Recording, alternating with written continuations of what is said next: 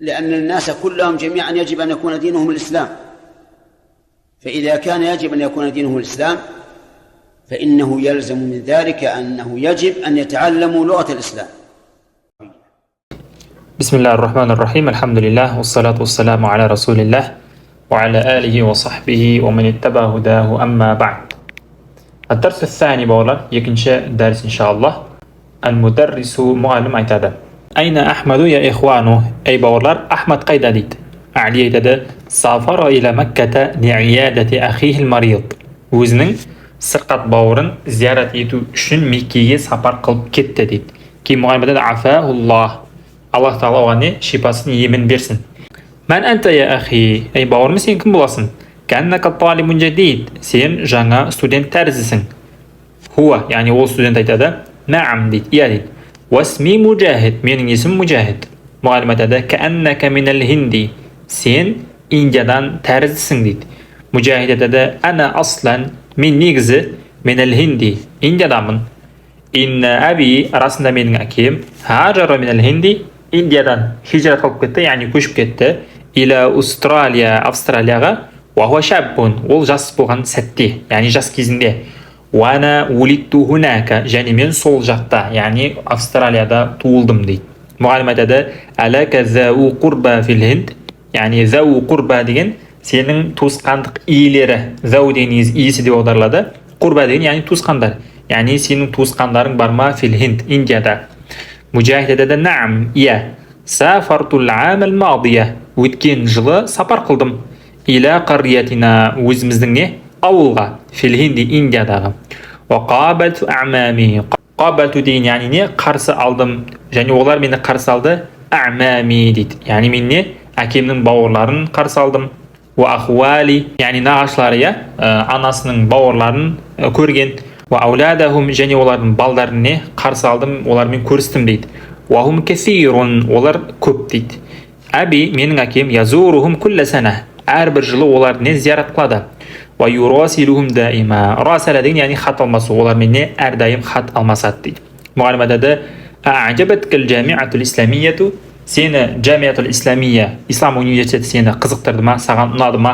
Mujahid aytadi: Na'am, ana masrurun, ya ana masrurun biltihaqi bi hadhihi al-jami'a. Men o'sha universitetga tushganimga quvonishdaman deydi. Iltihaq degan ya'ni tushib qabullanu. Bi hadhihi al-jami'a, o'sha universitetga. Al-mubaraka, ya'ni berekeli universitet, allati, o sondayaq, ya'ni который, universitet которая allati fi mahbatil wahy. Mahbat degan ya'ni tushgan yer, ya'ni tushgan o'rin. Al-wahy, ya'ni vahiyning tushgan o'rni. Va muhajiran nabiy, ya'ni payg'ambarimiz sallallohu alayhi va sallam hijrat qilgan yer, ya'ni Medina qalasi, o'sha yerdagi universitetga tushganimga quvonishdaman deydi. Keyin muallim aytadi: Lima ta'akhkharta ya Mujahid? Ey Mujahid, sen nega kechikding deydi. Ya'ni o'quvga topshiruvda, o'quvga tirkeluvda bu bala kechik bilgan. Jeta ba'da mudi shahrin, ya'ni bir ay o'tgandan keyin, sonday bir vaqt o'tkazgandan keyin kelib tursin deydi. Men bad ittirasa, o'quv boshlangandan keyin bir oydan keyin kelib tursin, masalan sentyabrda o'quv boshlanатын bo'lsa, oktyabrda bu yigit kelib tur.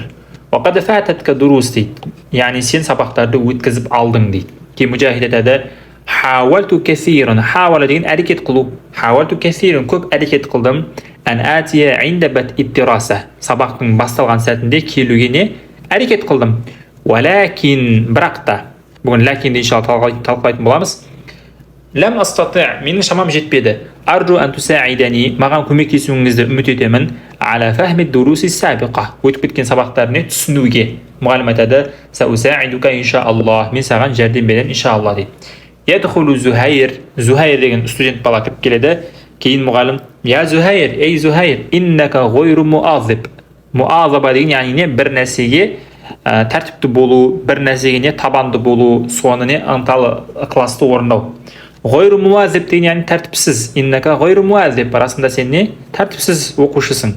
Uridu an ashkuka ila al-mudir, senini direktorga sening ustidan arzlanam. Keyin Zuhayr aytadi: Samihni ya ustaz, ey ustaz, meni kechirib qo'yingiz. Lana g'iba, kechikmayman endi, ya'ni saboqqa kelmay qolmayman. Va lana ta'akhkhar, ya'ni kechikmayman fil mustaqbali inshaalloh, bo'lajaqda deydi. Keyin muallim aytadi: Linuraji'i ad-darsa, saboqni qaytalaylik.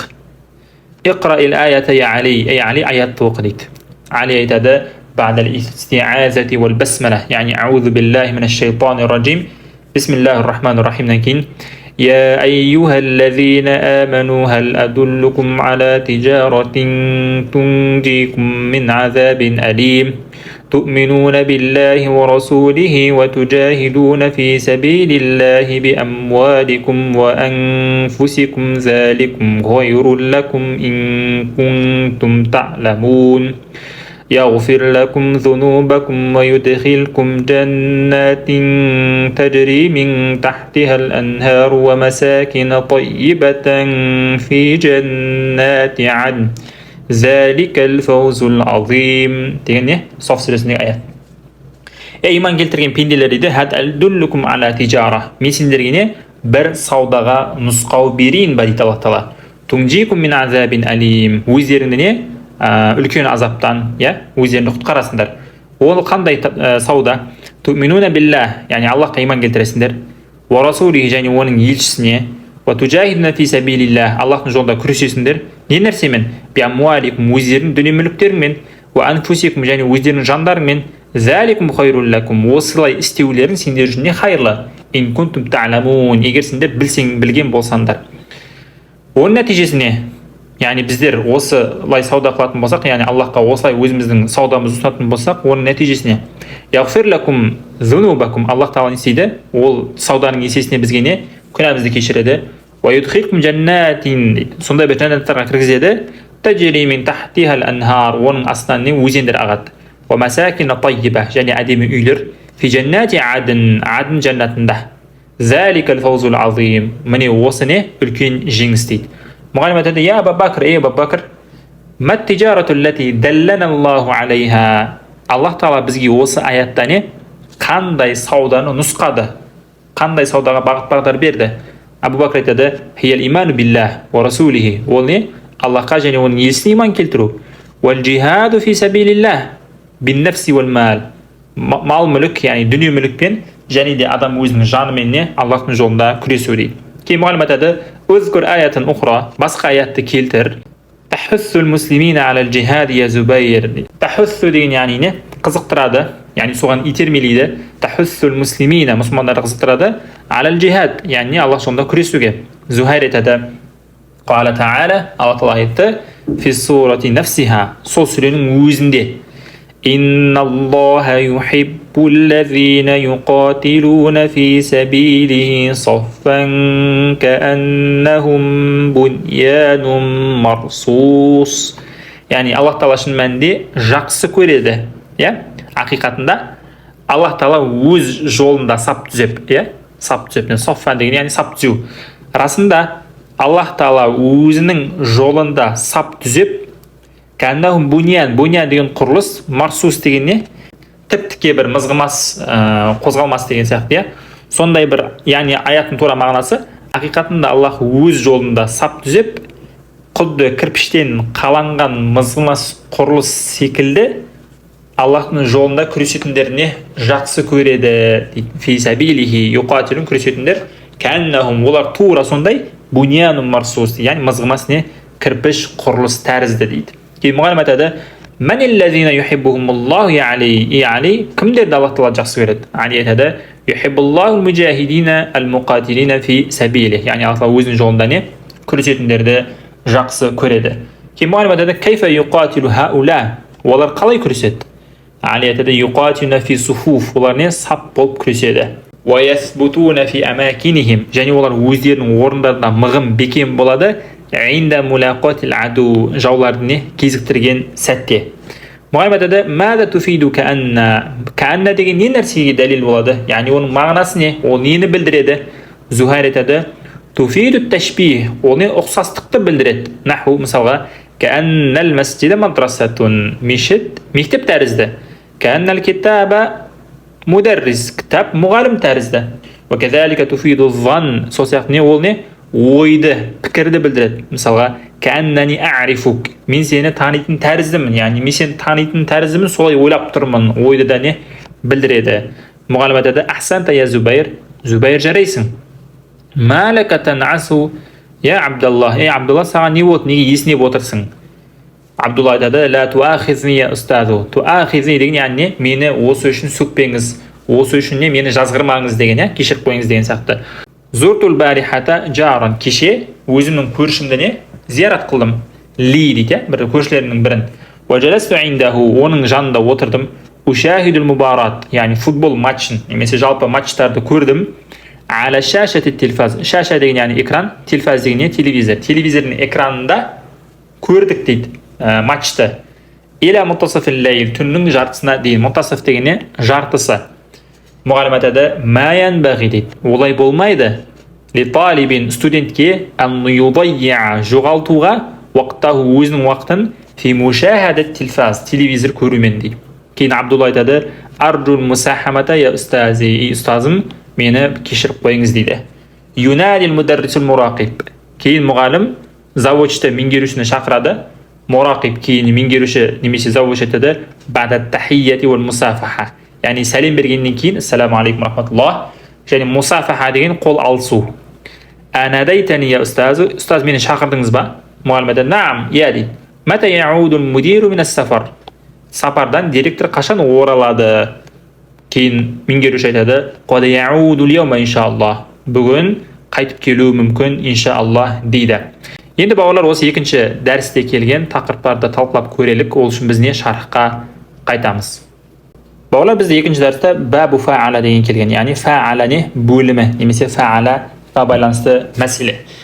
Мен әмселатихи, фа'ала деген бізде не формула. Бұл негізі асыл фа'ала, одан кейін не фадан кейін алиф қосылған.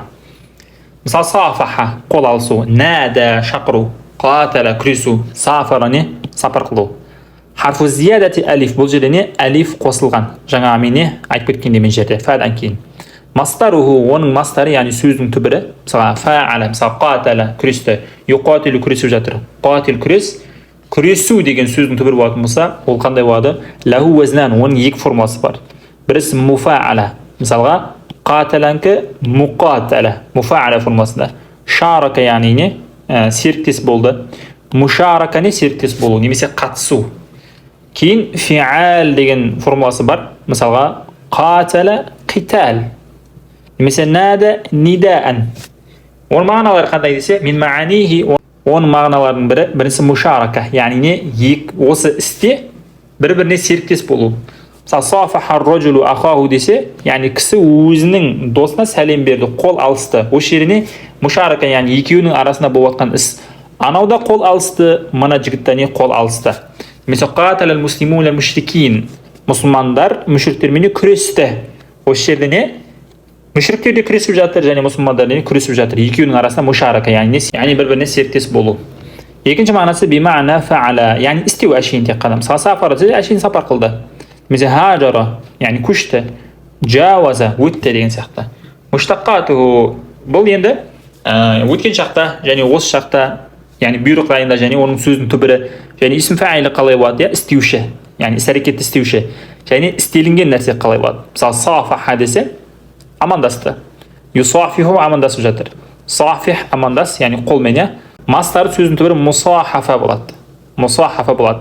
Ал амандасушы мусафих болады. Ал амандасылған мусафах болады. Немесе сафара, сапар қылды. Юсафиру сапар қылып жатыр. Сафир сапар қыл. Сафарун немесе мусафара, екі не мастары бар. Мусафир бұл не сапар қылушы, яғни іс-әрекет атқарушы. Ал исм мафулин лазим болады бұл жерде. Бұл жерде яғни жоқ. Нада деген шақыру, юнади шақырып жатыр. Нади шақыр, мунадатан бұл мастары, яғни муфа'ала формуласында, немесе фи'ал, яғни нида формуласында. Шақырушы не болады? Мунадин болады. Алифламдық десек, әл-мунади болады. Шақырылған болса, мунадан болады. Кейін бізде қад деген нәрсе келді. Қад деген нәрсе не ол? Маани қад, қадтың мағыналары. Қад тәти бимана таукид, бұл не күшейтпелі шырай мақсатта келеді. Мен әл-фи'лил мади, ол өткен шақта етістікмен келеді. Ва тәти бимана әл-ихтимал ва шак, яғни бұл не күмәнді білдіру мүмкін. Ва тақлил, немесе аз нәрсені білдіру мүмкін. Ва тахқиқ, немесе не бір нәрсенің толыққанды жүзеге асқан білдіру ықтимал. Қай кезде мәл мудария, осы шақтағы етістікпен қосылатын болса. Ва илалкал баян, енді мен жерде қараймыз, мен жерде мысалдары берілген. Біріншісі, идада қалат қат, егер қат деген нәрсе кіретін болса, على الفعل الماضي өткен шақтағы етістікке أفاد التوكيد ол не толыққанды күшейтпелі шырайды білдіреді. Немесе тахқиқ, иә? Бір нәрсені жүзеге асқаны. Мысалы Құранда قد أفلح المؤمنون, иә? Момындар олар жеңіске жетті, немесе олар құтылды. Бұл жеріне толыққанды, ешқандай күмән жоқ. Немесе қад нәжахт, мысалы бір бала имтиханнан 100-ден 99 балл алды, оған не нәжахт деп айтамыз. Яғни сен жеңіске жеттің. Қолына қағазды береміз. Екінші кейпі إذا دخلت على المضارع, مضارعқа кіретін болса, демек ол не мадиға да кіреді, мударикқа да кіреді. أفادت أحد أمور ثلاثة, үш мағынаның бірін білдіреді. Бірісі ихтимал ва шак, күмәнді беру мүмкін. Мысалға قد يأتي المدير, яғни директор келуі мүмкін, келмеуі де мүмкін. Екінші мағынасы тақлил, яғни аз болу. Мысалы قد يرسب المجتهد, яғни ынталы, тырысатын, өте жақсы оқитын адам, ол не имтиханнан құламауы мүмкін, яғни құламайды. Құласа да не өте аз ондайлар. Mesela qad yasduqul kazub, өтірікті көп айтатын адам ол не шындықты айтуы өте сирек, өте аз, тақлилдігінен аз болу. Тахқиқ яғни жүзеге асыру. Яғни немесе күшейтпелі шырай бір нәрсені не толыққанды ешқандай күмәнсіз деп айту. Мысалы Құранда qad na'lamu, расында біз білеміз дейді. Бұл не фи'л мудари. Иннаху ла яхзунука аллазина яқулун, сені не олардың айтқан сөздері қайғыртатынын біз білеміз дейді. Мұхаммад саллаллаху алейхи ва саллям айтып жатыр. Кейін бізде ләкинна деген нәрсе өзгеруі мүмкін. Қалай? Ләкин деп сукунмен. Бізде ләкинна деген не? Бұл не? Иннаға ұқсас, яғни оның сестраларының бірі.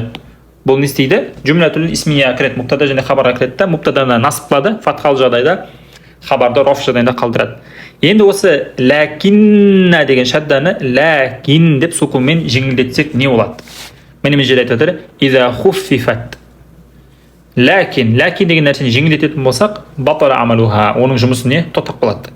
Ва дахалат ала джумлатил фи'лия, яғни иннама сияқты ғой. Иннама кірген кезде, мына ма кірген кезде иннаның жұмысын тоқтап тастайды, сол сияқты ләкинна деген ләкин болса не? Оның жұмысы тоқтап қалады, және ол джумла фи'лия кіреді. Фамисал ибтали амалиха, мысалы жұмысын тоқтап қалуының мысалы, ләкин залимина al-yawma fi далали мубин. Бүгін не? Залымдар, олар ашқада суда дегенде, асыл негізі мен жерде ләкинна болса, ләкинна залимина болу керек. Негізі насып жағдайында. Бізде білеміз, жам музаккар сәлім насып жағдайында не? Я болады. Мен жерде ләкин деп не жеңілдеттік. Демек не? Бұл жерде az-залимина болмайды, тек қана залимун болып қалады. Немесе жа алиюн ләкин ахуху ғаиб. Али келді, бірақ оның не? Бауыры сабақта жоқ. Осы жерде не? Ахаху болу керек, бірақ не?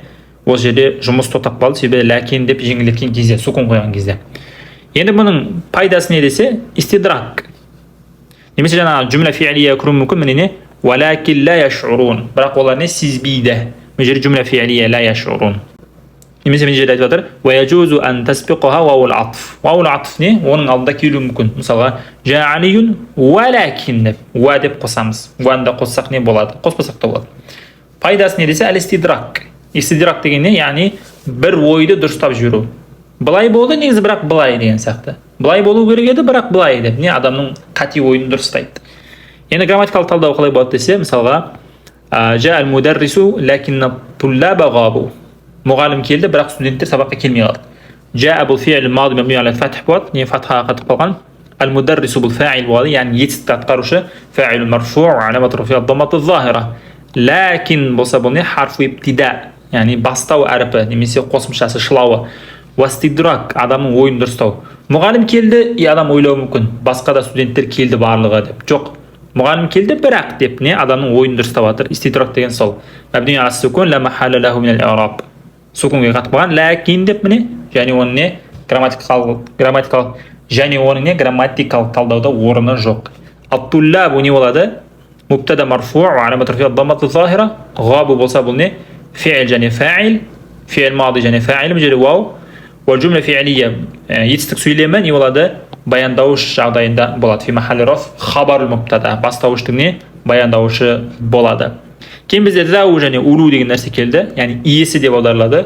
Бұл мулхақатан бе жам музаккар сәлим. Мулхақатан деген яғни жам музаккар сәлимге ұқсас, солардың үкімін алады. Яғни раф жағдайында вау болады, насып пен жар жағдайында я болады. Мағынасы не? Асхаб, иелері деп аударылады. Мысалы, білім иесі, ақша иесі, мінез иесі деген сияқты. Рафтың жағдайы мысалға нахну зау дегенде зудың көпше тұрған негізі. Нахну зау илм, біз не білім иесіміз. Ва улул фадл, және не абзалдық иесіміз. Бұл раф жағдайында, насб жағдайында және жар жағдайында не болады? Я болады. Мысалға раайту зауи илмин, білім иелерін көрдім. Ва ули фадлин, жақсылық иелері. Захабту иля зауил илмин, яғни білім иелеріне бардым деген сияқты.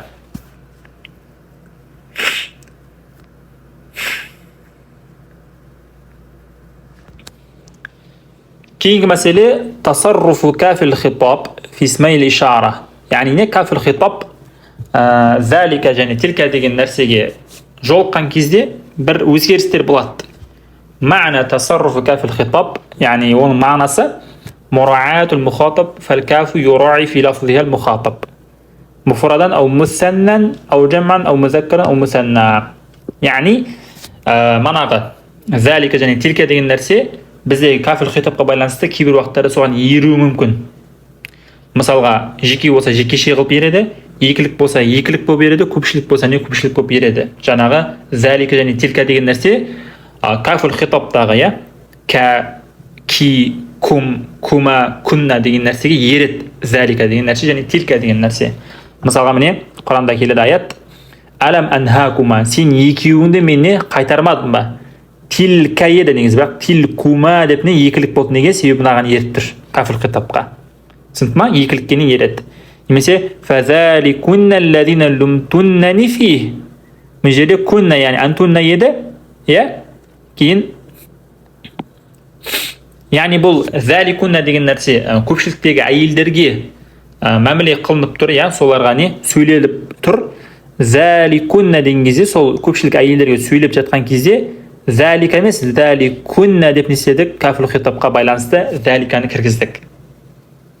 Немесе женский родта болуы мүмкін казалики, залики деп не касрамен қылдық. Неге? Женский родқа сөйлеп тұрған себепті.